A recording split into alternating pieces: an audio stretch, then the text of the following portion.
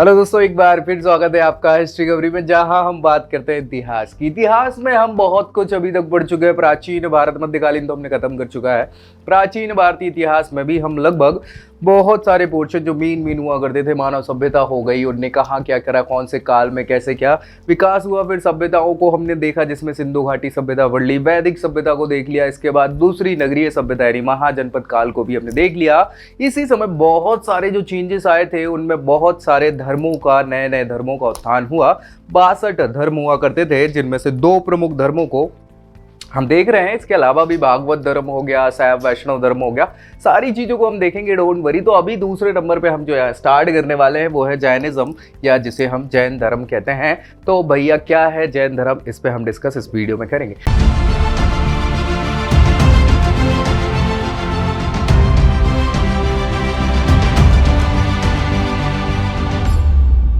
तो चलिए स्टार्ट कर लेते हैं बहुत जल्दी, ताकि क्या हो, क्योंकि लंबा होने वाला है ये सेशन और सारी जानकारी जैन धर्म से संबंधित हम यहाँ स्टार्ट करने वाले। सो जैन धर्म की अगर हम बात करें, ये बहुत इंपॉर्टेंट धर्म मान लिया जाता है और इसका विकास भारत में ऐसा कहा जाता है कि दूसरे नंबर पे। कई जगहों पे तो वैदिक कल्चर के समान भी इसको बोला जाता है, लेकिन मैक्सिमम जगहों पे वैदिक कल्चर के बाद जो पहला धर्म उत्थान में आया वो था जैन धर्म। क्या था कारण, कैसे क्या सारी चीजें थी, तो हमें कारण तो ये पता चल गए थे। पिछले वीडियो में हमने डिस्कस करा था कि कैसे धार्मिक आंदोलन हुए हैं, धर्म सुधार आंदोलन हुए हैं प्राचीन भारत में। उनके पीछे की मेन वजह जो रही वो ब्राह्मणवाद हो गया, कर्मकांड हो गए, यज्ञ हवन बलि इत्यादि, ये जो प्रथाएं थी और जो अर्थव्यवस्था के तौर पर चरमरा रही थी लोगों को, तो इन सारी चीजों के कारण नए धर्मों की उत्पत्ति हुई। ये विचारधारा रही और विचारधारा बाद में धर्म के रूप में परिवर्तित हो जाती है। ठीक है, तो जैन धर्म में स्टार्ट करें तो यहाँ पे जो व्यक्ति विशेष, जैसे हमने देखा था कि वैदिक काल है, वैदिक काल में भगवानों की मान्यता हुआ करती थी। किसकी? भगवान की। और भगवान इतने सारे हुआ करते थे, देवी देवता इतने सारे हुआ करते थे कि भाई परेशानियां चालू हो गई। भाई जब तक गिने चुने, जब तक प्रकृति को मान रहे थे कोई समस्या नहीं, लेकिन जब इतने सारे देवी देवता हो गए तो अब हर जगह पे यज्ञ हवन और ये कंपलसरी हो गया, तो लोग बाग परेशान हो गए। तो उन्होंने कहा नहीं भैया, इतनी सारी चीजों को तो कर नहीं पाएंगे व्यक्ति विशेष। तो यहाँ तीर्थंकरों की मान्यता है। कहाँ? जैन धर्म में तीर्थंकर कहलाते हैं। ठीक है, तीर्थंकर ये बहुत इंपॉर्टेंट है। तीर्थंकर की मान्यताएं हैं और जैन धर्म के अनुसार तीर्थंकर कितने हैं? 24 हैं। कितने हैं? 24। ठीक है, तीर्थंकर जैन धर्म जो है वो जिन से मिलके बना है। जिन मतलब होता है, जिन मतलब क्या होता है? वो वाला जिन नहीं, जीनी वाला जिन है ना, वो ऐसे निकाल दिया नीला नीला, वो नहीं। जिन मतलब होता है जिन्होंने जितेंद्रिय कहलाते हैं। जितेंद्रिय मतलब जिन्होंने इंद्रिय जीत ली हो, इंद्रिय जीत ली हो, है ना, जीत ली हो, वो क्या कहलाएंगे? आपके जितेंद्रिय कहलाएंगे। और जितेंद्रिय से जिन बना है। जिन मतलब जिन से जैन धर्म बना है। कोई दिक्कत परेशानी किसी को भी? समझ आ गई चीजें? तो भैया ये जैन धर्म है। अब इसमें क्या होता है भाई साहब, प्रमुखता से अलग अलग चीजों को हम यहाँ पे लेने वाले हैं। ये जो जैन धर्म है, इसको 24वें तीर्थंकर, कौन से? 24वें नंबर के। हमने बताया तीर्थंकर 24 होते हैं और 24वें नंबर के तीर्थंकर थे जिनका नाम था वर्धमान। क्या नाम था? वर्धमान। यही आगे जाके महावीर स्वामी के नाम से प्रसिद्ध हुए। महावीर स्वामी।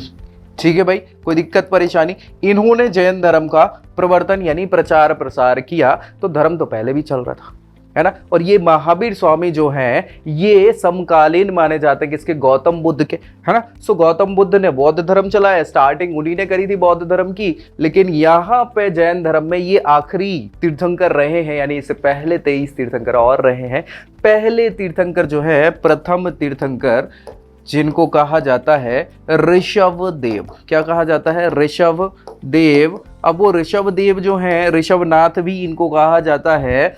और जैसे हिंदू धर्म में आदि ब्रह्मा है, वैसे ही इनको आदिनाथ भी कहा जाता है। क्या कहा जाता है? आदिनाथ। ठीक है, अब यहाँ 2-3 चीजें और हैं जैन धर्म के अनुसार। जैन धर्म में जैसे हमने बौद्ध धर्म में देखे थे, प्रतीक चिन्ह देखे थे किसके? गौतम बुद्ध के। चूंकि एक ही व्यक्ति विशेष थे या एक ही प्रवर्तक थे, लेकिन यहाँ तो 24 प्रवर्तक अलग अलग हुए हैं। और ऐसी मान्यता है कि 24 तीर्थंकर अलग अलग कालों में, 3 प्रकार के काल होते हैं, भूतकाल, भविष्य काल, वर्तमान काल। सो सारे कालों में 24-24 तीर्थंकर हुए हैं। तो भविष्य काल तो अलग 24 तीर्थंकर उसके हैं, भूत में जो 24 हो चुके हैं वो भी है। अभी फिलहाल वर्तमान चल रहा, उस वर्तमान कंडीशन में 24वें नंबर के महावीर हैं, पहले नंबर के ऋषभ देव है। इसके अलावा बीच के 22 तीर्थंकर भी हैं, सबकी हम जानकारी आपको देंगे, डोंट वरी। लेकिन यहाँ जो एक चीज है, मैंने बताया प्रतीक चिन्ह है ना, प्रतीक चिन्ह है। जैसे तीर्थंकर हैं, हम एक एक तीर्थंकर की अगर बात करें और इनके प्रतीक चिन्ह पूछ लिए जाते हैं। क्या पूछ लिए जाते हैं? प्रतीक चिन्ह पूछ लिए जाते हैं। सो जैसे पहले तीर्थंकर जो हैं ऋषभ देव हैं, ऋषभ देव। अब ये ऋषभ देव का जो प्रतीक चिन्ह है उसको बोलते हैं बैल। ठीक है, क्या होता है कि यार जैसे हिंदू देवी देवता हैं, जैसे हम बात करें शिव जी की, तो शिव जी भाई त्रिशूल धारण करे रहते हैं, है ना, और उनकी जटाओं से गंगा बहती है, चांद भी उनके मस्तक को शोभित करता है। ये सारी चीजें जो हैं वो किसको दिखाती हैं? हमें पहचान दिला देती हैं कि ये शिव जी हैं। गणेश जी हैं, तो गणेश जी का जो मस्तक है वो किसका है? हाथी आकार का है ना, मतलब चेहरे पे उनकी सूंड है, भुजा है ना, वो सारी चीज, 4 भुजाएं हैं, तो हम गणेश जी को पहचान लेते हैं। या फिर हम काली जी, दुर्गा जी को पहचान लेते हैं, हनुमान जी को पहचान लेते हैं। कैसे पहचान लेते हैं? उनके स्वरूप को देख के। अब यहाँ तीर्थंकर तो सेम है। अब तीर्थंकर आप ये नहीं सोच लेता कि ऋषभ देव जी बैल जैसे दिखते थे, नहीं। जैन धर्म में मान्यता है कि जब भी तीर्थंकर का जन्म होता है तो उनके जो दायां पांव होता है, पैर, उस पैर के अंगूठे पर जो निशान होता है, जन्म से निशान होता है, और वही उनका प्रतीक चिन्ह होता है। तो ऋषभ देव जी के अंगूठे पर दाएं पैर के बैल का चिन्ह हुआ करता था, बैल का निशान बना हुआ था। सो ये उनका चिन्ह हो गया। इससे पहचाने जाने लग गए कौन? ऋषभ देव जी। तो जब भी कभी आप इन फ्यूचर कभी आपके बहुत सारे मित्र होंगे जैन, या फिर आप खुद जैन हो सकते हैं, तो आप जाएंगे मंदिरों में और मंदिर में प्रतिमा रखी होती है ना, प्रतिमा रखी होती है, ऐसी आपने देखी होगी। ये प्रतिमा इस टाइप की होती है और प्रतिमा किसी बेस पे रखी होती है। उस बेस पे आप देखेंगे बीचों बीच में एक चिन्ह बना होता है। जो चिन्ह जो भी चिन्ह बना हुआ, ऐसे 24 तीर्थंकरों के 24 चिन्ह है, तो 24 में से जो भी चिन्ह बना हो वो मूर्ति किसकी होगी, कौन से तीर्थंकर की होगी, ये अब आप पहचान पाएंगे। समझ में आया? चलिए, तो प्रतीक चिन्हों का बहुत ज्यादा इंपॉर्टेंस है। यहाँ पे हम जो चर्चा कर रहे हैं तीर्थंकरों के नाम की, ठीक है। सो नाम यहाँ पे मैं आपको बता देता हूँ। ऋषभ देव जी जो है, ये भैया पहले ऐसे पुरुष है, जैन धर्म ग्रंथों के अनुसार या जैन मान्यताओं के अनुसार इन्होंने ही सृष्टि की रचना करी हुई थी। उस समय मतलब वर्तमान काल स्टार्टिंग से सारी प्रकार की जो स्टार्टिंग है वो इनके द्वारा होती है, ठीक है। और आपको मैं बता देता हूँ कि जो ऋग्वेद है, ऋग्वेद आपने नाम सुना होगा, है ना, वैदिक ग्रंथ है, पहला वेद है, सबसे पुराना वेद है, उसमें भी ऋषभ देव का वर्णन मिलता है।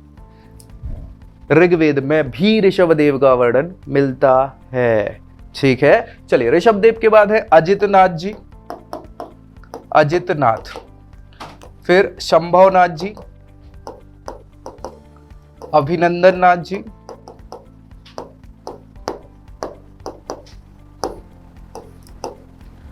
सुमतिनाथ जी, पद्म, ऐसे बोलो, पद्म प्रभु या पद्मनाथ, पद्म प्रभु जी, शुपार्शनाथ,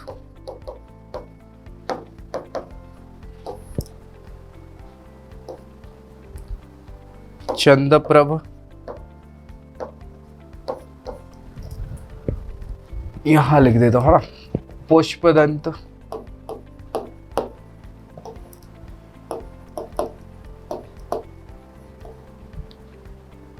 शीतलनाथ, श्रेयांश,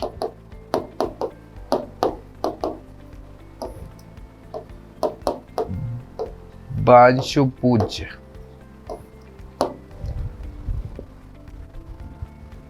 बिमलनाथ, अनंतनाथ,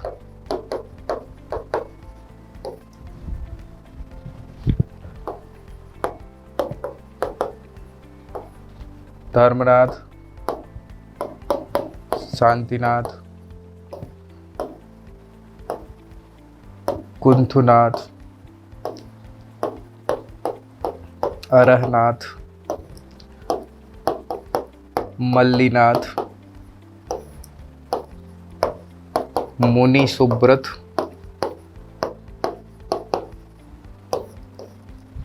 नमीनाथ, नेमिनाथ, जो 22वें थे, पार्श्वनाथ और महावीर स्वामी।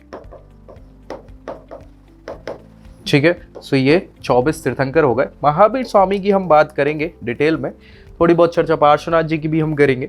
ठीक है, सो ये 24 तीर्थंकरों की मान्यता है, 1-2 से लेके आप कंटिन्यूएशन में आप 24वें तीर्थंकर। तो 24वें तीर्थंकर महावीर स्वामी, इन्होंने क्या किया है कि जैन धर्म को और ज़्यादा प्रचार प्रसार किया है, तो वो और फिर कंटिन्यूएशन में आ गया। मतलब बीच में कम चल रहा था प्रभाव तो था, लेकिन इन्होंने उसको और कंटिन्यूएशन करा। तो इसीलिए मान्यताओं के अनुसार महावीर स्वामी को ज़्यादा लोग जानते हैं जैन धर्म की जब भी बात आती है। बाकी तीर्थंकरों की जानकारी कम है लोगों को। आपको बता दूं, ऋग्वेद में जैसे ही ऋषभदेव का बहुत ज़्यादा वर्णन मिलता है, वैसे ही नेमिनाथ का, इनको अरिष्ट नेमि के नाम से ऋग्वेद में वर्णित किया गया है। आपने नाम सुना होगा कृष्ण जी का, है ना। सो कृष्ण जी के ये चचेरे भाई हुआ करते थे, चाचा के लड़के थे नेमिनाथ। ठीक है, तो अब सोचो कि कृष्ण जी के समय ये हुआ कर रहे थे, तो ये सारी चीजों का वर्णन कहाँ है, हमें ऋग्वेद में मिल जाता है। ठीक है, पार्श्वनाथ और महावीर की हम चर्चा करने वाले हैं अभी सारी चीजों को। ठीक है, कोई दिक्कत परेशानी? 24 तीर्थंकर हो गए। चिन्हों को आपने समझ लिया कि क्या है चिन्ह का मतलब, तो चिन्ह आपको आएंगे। चलिए स्टार्ट कर लेते हैं महावीर स्वामी से, चूंकि प्रमुख तौर पे जैन धर्म इनके द्वारा प्रचार प्रसार ही किया गया है, महावीर स्वामी जी। अभी महावीर स्वामी तीर्थंकर जो है वो 24वें नंबर के तीर्थंकर हैं, ये तो हमें समझ में आ गया। ठीक है, इनका ओरिजिनल नाम जो है वो हुआ करता था वर्धमान। क्या नाम था? वर्धमान इनका मेन नाम हुआ करता था। चिन्ह की अगर हम इनकी बात करें, तो इनका जो चिन्ह है वो होता है सिंह का। किसका? सिंह का। ठीक है, इनकी मूर्ति पे आप जब भी देखेंगे तो सिंह का निशान आपको मिल जाएगा। जन्म की अगर हम बात करें, तो जन्म हुआ है इनका, ऐसा बोलते हैं कि गौतम बुद्ध से 23 वर्ष छोटे थे, और कई जगहों पर 599 इनसे पहले की भी मान्यता मानी जाती है, लेकिन जनरली हम जो पढ़ने वाले हैं वो यही है 540 BC यानी ईसा पूर्व। ठीक है, सो 540 ईसा पूर्व में इनका जन्म माना जाता है। कहाँ होता है? वैशाली। वैशाली जगह का नाम है, आपने नाम सुना होगा वैशाली, है ना। सो वैशाली जगह है, उसके कुंड ग्राम में हुआ था। क्या हुआ था? कुंड ग्राम, वैशाली के कुंड ग्राम में। ठीक है, अब वैशाली के कुंड ग्राम में जो जन्म हुआ था, इनके पिताजी जो थे उनका नाम था सिद्धार्थ। क्या नाम था? सिद्धार्थ। अब सिद्धार्थ आप कहोगे कि गौतम बुद्ध का भी नाम है, लेकिन वो उनके पिताजी नहीं थे, है ना। Don't worry. सिद्धार्थ राजा हुआ करते थे, कहां के? ज्ञात्रक गणराज्य के। ज्ञात्रक गणराज्य के राजा हुआ करते थे। ठीक है, इनके पिताजी सिद्धार्थ। इनकी मां जो थी, माता, उनका नाम है त्रिशला। क्या नाम है? त्रिशला। त्रिशूल नाम सुना? त्रिशला। त्रिशला जो है वो राजा चेटक की हमने चर्चा करी थी। राजा चेटक की बहन हुआ करती थी। कौन बहन हुआ करती थी? राजा चेटक लिच्छवी गणराज्य के राजा हुआ करते थे। लिच्छवी गणराज्य चल रहा था, हमने पिछली क्लास में चर्चा भी करी थी जब हमने और गणराज्यों की बात करी थी 16 महाजनपदों में। तो लिच्छवी राजा चेटक की बहन थी त्रिशला। ठीक है भाई, माता हो गई। अब इनकी जो बड़े बड़े भाई हुआ करते थे, बड़े भाई, है ना, बड़े भाई थे नंदीवर्धन। क्या नाम है? नंदीवर्धन। ठीक है, इसके बाद हम बात करेंगे इनकी पत्नी की। तो पत्नी जो है उनका नाम था यशोधा। क्या नाम था? यशोधा। याद रखना, यशोधरा किसकी पत्नी का नाम है? गौतम बुद्ध की, मतलब सिद्धार्थ की। ठीक है, और यशोधा किनकी पत्नी का नाम है? महावीर स्वामी की। एक चीज मैं और आपको क्लियर कर दूं, जैन धर्म के मतानुसार, जैन धर्म में अलग अलग अभी तो संप्रदाय हो गए हैं, सो अभी उस पर भी हम डिस्कस करेंगे। यहाँ पे जो मतभेद हैं वो यही है कि कुछ लोग मानते हैं कि जैन धर्म में महावीर स्वामी ब्रह्मचारी रहे, शादी नहीं हुई थी उनकी, बाल ब्रह्मचारी थे। और कुछ लोगों की मान्यता है कि शादी हो गई थी। सो यहाँ पे ये यशोधा इनकी पत्नी का नाम मिल जाता है। अब पत्नी से फिर इनको पुत्री होती है, पुत्री का नाम है प्रियदर्शनी। क्या नाम है? प्रियदर्शनी, है ना। प्रदर्शनी देखने नहीं जाना, है ना। कई जगहों पे अयोध्या प्रियदर्शनी भी मिलता है, अयोध्या प्रियदर्शनी, ठीक है, अयोध्या प्रियदर्शनी, ये दोनों नाम मिलते हैं। अब पुत्री है तो दामाद भी होगा, ऑब्वियस सी बात है, शादी तो कराएंगे। सो दामाद है इनका जमाली।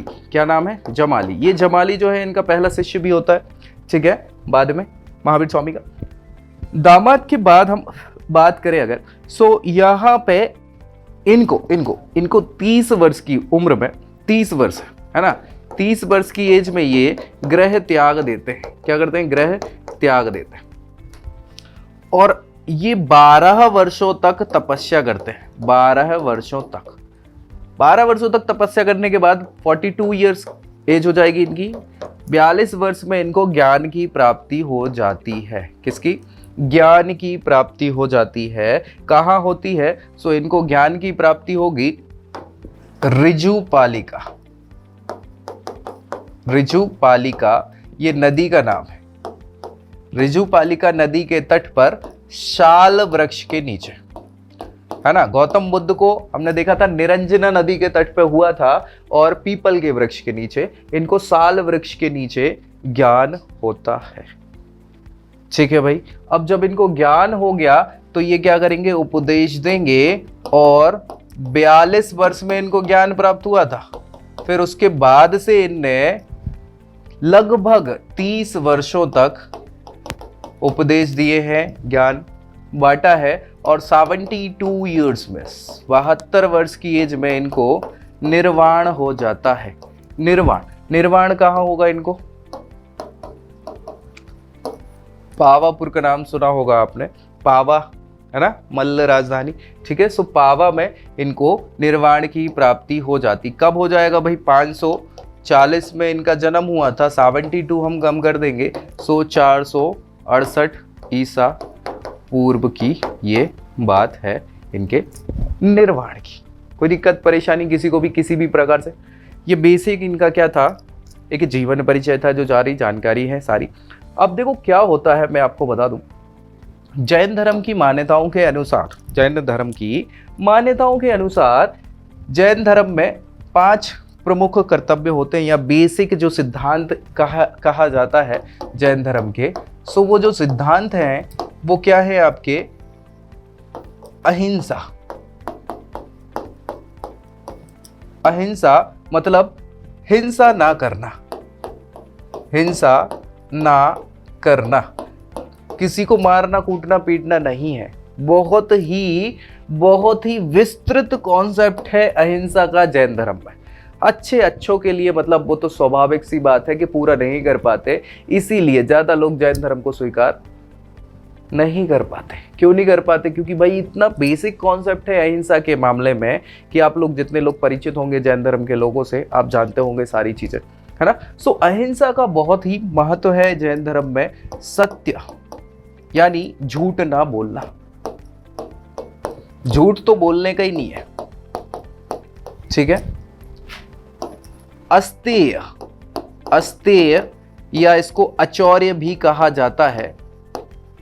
अस्तेय या अचौर्य, अचौर्य मतलब चोरी ना करना, चोरी ना करना। और अपरिग्रह,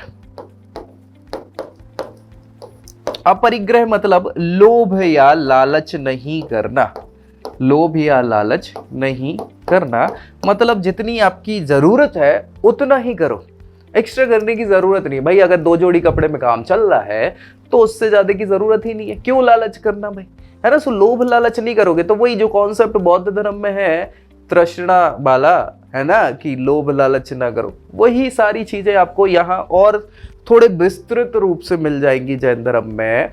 तो भाई ये अच्छा, ये 4 जो हैं, ये 4 कॉन्सेप्ट जो पार्श्वनाथ जी थे, इससे पहले पार्श्वनाथ जी की हम चर्चा करेंगे, 23वें तीर्थंकर, उन्होंने भी ये 4 बता चुके थे। महावीर स्वामी ने एक और जोड़ दिया 5वां, जिसको कहा जाता है ब्रह्मचर्य। क्या कहा जाता है? ब्रह्मचर्य। ब्रह्मचर्य में क्या होता है आप जानते ही हैं। ब्रह्मचर्य है मतलब आपको शुद्ध रखना है, अपनी मन हो चाहे दिमाग हो, उसमें आपको दूषितता नहीं लेके आनी है। ठीक है, तो दूषित ना होने का जो कॉन्सेप्ट है, दूषितता का, वो ना होना, ये क्या कहलाया यहाँ पे? ब्रह्मचर्य। सो ये सारी चीजों को 5 सिद्धांत जो बेसिक सिद्धांत है जैन धर्म के, उनमें रखा गया है। किसी भी जैन व्यक्ति को आप देखेंगे तो वो ये सारी चीजें आपको अच्छे से विस्तृत रूप में बता देगा। ठीक है, सिद्धांतों के अलावा यहाँ पे रत्न भी हैं। क्या है? त्रिरत्न। जैसे हमने बौद्ध धर्म में त्रिरत्न देखे थे, वैसे ही जैन धर्म में भी 3 रत्न हैं जो कहे जाते हैं सम्यक दर्शन, सम्यक ज्ञान और सम्यक आचरण। इसको चरित्र भी कहा जाता है ना? सम्यक चरित्र। ठीक है, सम्यक का मतलब होता है अच्छा, सम्यक का मतलब होता है अच्छा, साफ सुथरा, गलत ना होना, सम्यक। दर्शन मतलब होता है विचार, देखना, देखना मतलब विचार करना सारी चीजों को। तो इनका कहना यह था, या जैन धर्म में ये मान्यता है कि दर्शन आपका मतलब सोचना विचारना कैसा होना चाहिए? अच्छा होना चाहिए। आपके जो विजन्स हैं, आपके जो व्यूज हैं, आपका जो आइडियोलॉजीज है, वो कैसी होनी चाहिए? अच्छी होनी चाहिए। गलत में तो कभी फायदा होता ही नहीं। ठीक है, सम्यक ज्ञान, जो ज्ञान है आपका वो भी अच्छी जगहों पे इस्तेमाल करें आप। भाई ज्ञान है अच्छी बात है, लेकिन उसका बुरी जगह भी इस्तेमाल हो सकता है, तो नहीं, सम्यक प्रकार से अच्छा ज्ञान। और कैरेक्टर ढीला नहीं होना चाहिए, आचरण चरित्र वो भी आपको अच्छा रखना है। सो ये बेसिक त्रिरत्न माने जाते हैं जैन धर्म के। कोई दिक्कत परेशानी? इसके अलावा देखिए, हमने जो कॉन्सेप्टों की बात करी है उसमें आगे चल के, जैसे ये जो सिद्धांत हैं, ये 5 सिद्धांत, यही 5 सिद्धांत धीरे धीरे बढ़ते जाते हैं, मतलब बेसिक टू एडवांस लेवल पे चले जाते हैं। समझना चीज को, बेसिक टू एडवांस मतलब जो बिल्कुल गृहस्थ लोग हैं। जैन धर्म में 4 प्रकार की चीजें होती हैं। अगर संघ की बात करें तो यहां पे भिक्षुक संघ होता है, भिक्षुक और भिक्षुणी। भिक्षुक, भिक्षुणी, या फिर इनको साधु और साध्वी कहा जाता है, साधु और साध्वी, ये वर्ग है। दूसरा वर्ग श्रावक और श्राविका वाला है, श्राविका। ठीक है, श्रावक और श्राविका ये गृहस्थ होते हैं। ठीक है, गृहस्थ लोग जो हैं, गृहस्थ पुरुष, गृहस्थ महिलाएं। ठीक है,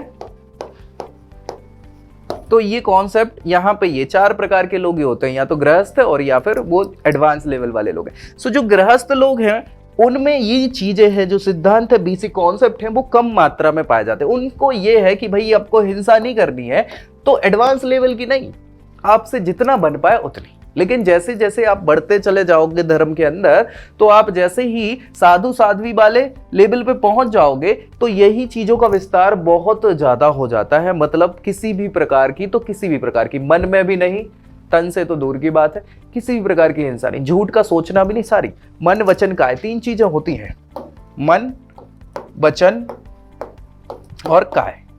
मन तो चंचल है, वचन हमारा मुख है, मुख से भी हमें नहीं बोलना कि इसको तो आज हम फोड़ देंगे, यानी आपने इतना भी बोल दिया तो पाप लग गया आपको। क्यों? अहिंसा की आपने सोच ली, मतलब हिंसा की आपने बोल दिया, पाप तो लग गया।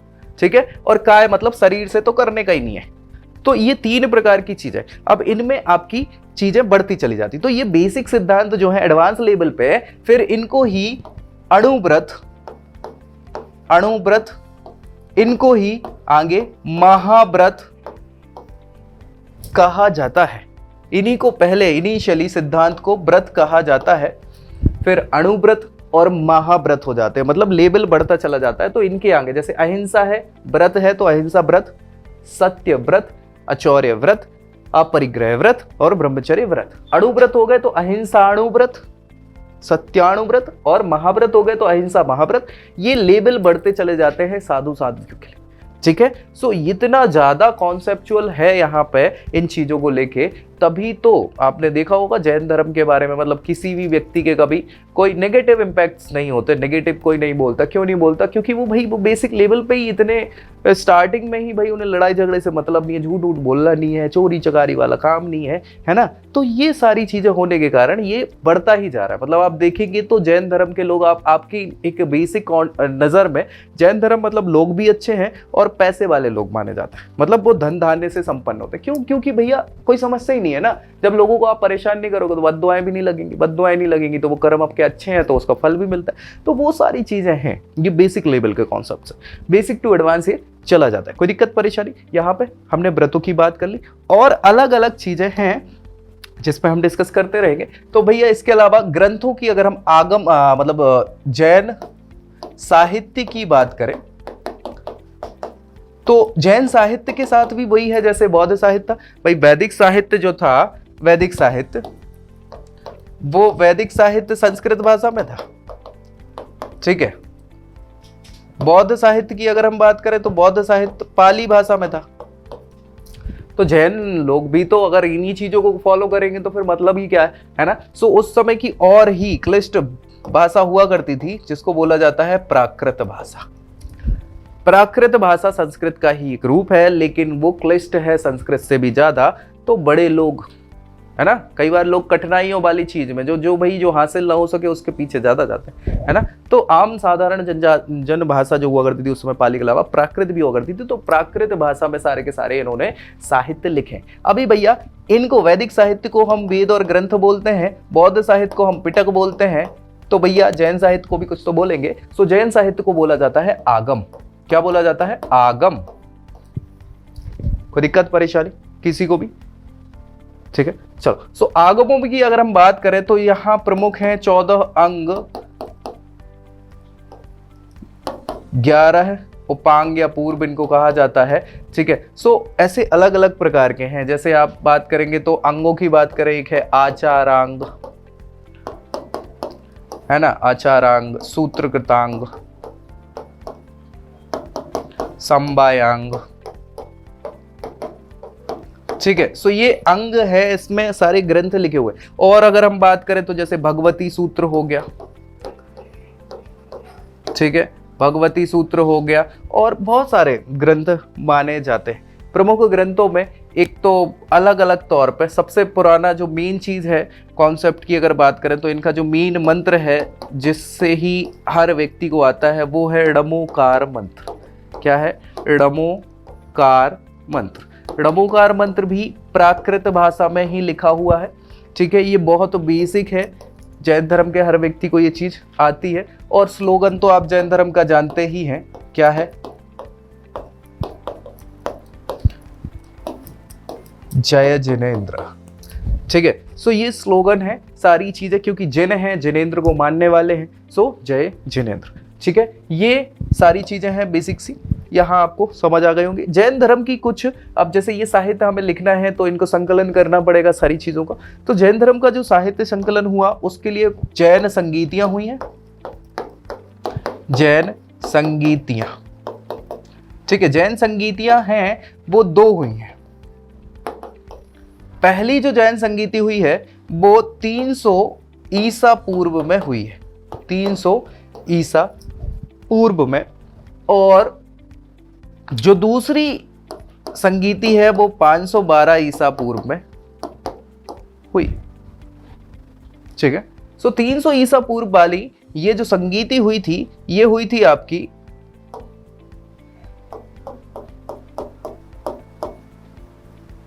पाटलिपुत्र, कई जगहों पर वैशाली लिखा हुआ है, ठीक है। सॉरी, वैशाली नहीं, राजगृही लिखा हुआ है। दूसरी वाली होती है बल्लभी में। कहां होती है? बल्लभी। बल्लभी पड़ता है गुजरात में, ठीक है। कोई दिक्कत परेशानी? इस समय अगर हम बात करें तो 300 बीसी के आसपास कौन था भैया? कौन था? 300 बीसी के आसपास चंद्रगुप्त मौर्य हुआ करते थे, ठीक है। चंद्रगुप्त मौर्य, यहाँ पे राजा या शासक का नाम मिला नहीं क्योंकि ये शिक्षा का केंद्र हुआ करता था बल्लभी, है ना। सो बल्लभी गुजरात में पड़ता था, राजा का शासन यहाँ पे मिला नहीं है। हेड्स की अगर बात करें तो यहाँ पे स्थूलभद्र यहाँ पे हेड हुआ करते थे, इसको हेड किया है जैन संगीति को। और यहाँ पे देवार्धी क्षमा श्रमण नाम है इनका, क्षमा श्रमण, ठीक है, ये हेड हुआ करते थे। आप चाहे तो इधर लिख लें समय, स्थान, शासक, और जो अध्यक्ष रहे हैं अध्यक्ष, ठीक है। सो स्थूलभद्र हम इन पे भी अभी डिस्कस करेंगे।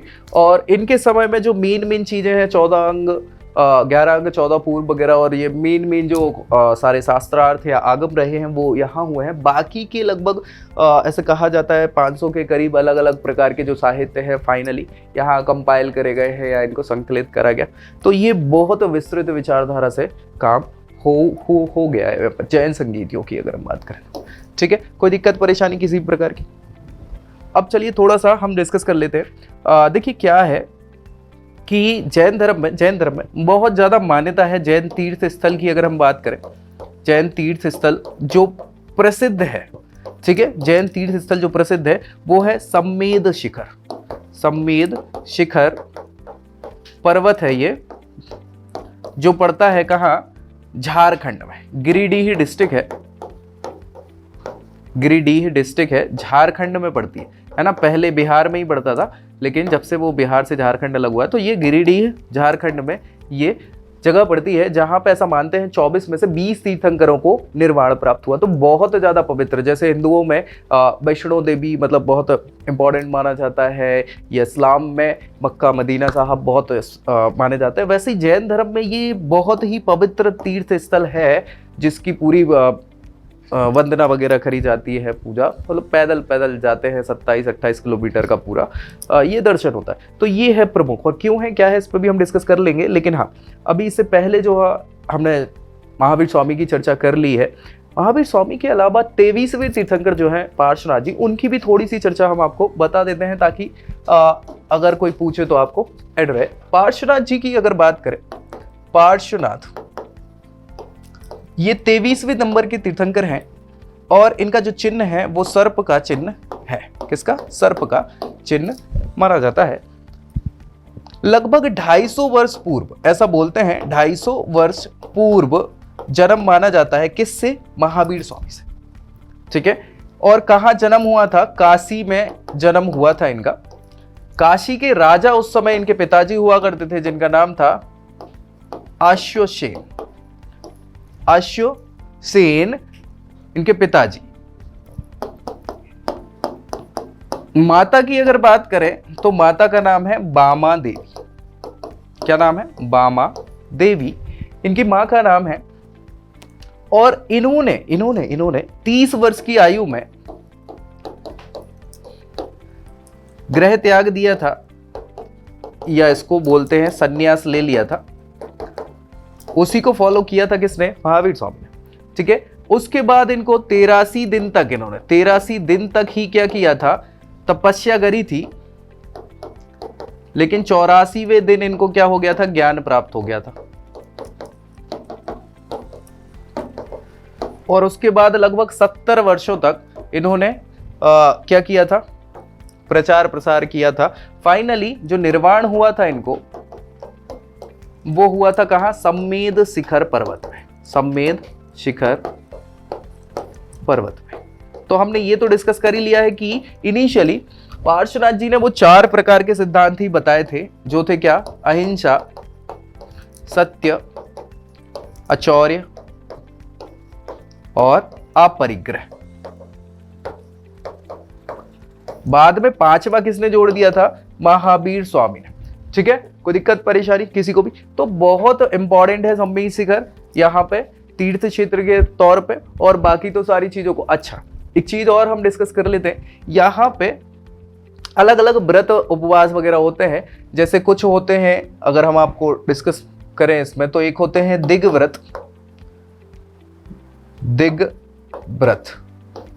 एक होते हैं देश व्रत, और एक होता है अनर्थ दंड व्रत।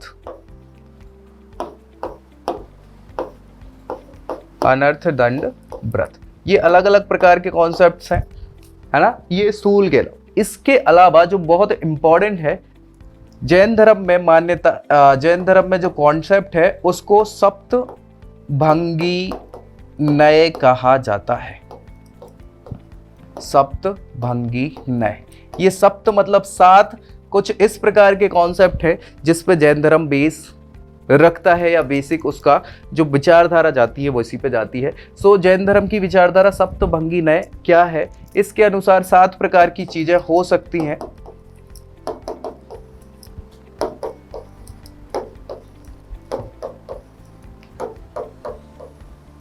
एक तो किसी भी चीज की अगर बात करें तो कोई चीज या तो है मतलब हाँ, स्वरूप देखने की अगर हम बात कर रहे हैं तो कोई चीज है, या वो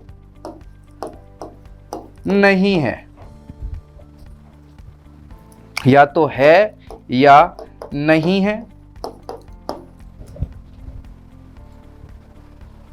ठीक है, ये 3 बेसिक है। फिर इसमें चौथा जो है वो ये है कि जानकारी नहीं है, और फिर है किंतु जानकारी नहीं है, नहीं है किंतु जानकारी नहीं है,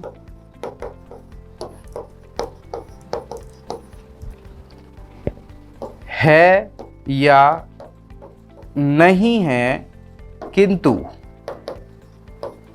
जानकारी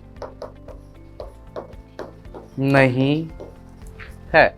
मतलब क्या है, अब आप कहोगे पता नहीं क्या लिख दिया, ये है नहीं है या नहीं है, जानकारी नहीं है किंतु जानकारी नहीं है किंतु जानकारी नहीं है या नहीं है किंतु जानकारी नहीं है। क्या कहना चाह रहे हो माँ साहब? तो भैया यहाँ पे ये किसी व्यक्ति विशेष के लिए बात करी है, या तो ये पेन है, हो सकता है ना कि ये पेन है तो डायरेक्टली या तो है या ये पेन नहीं है।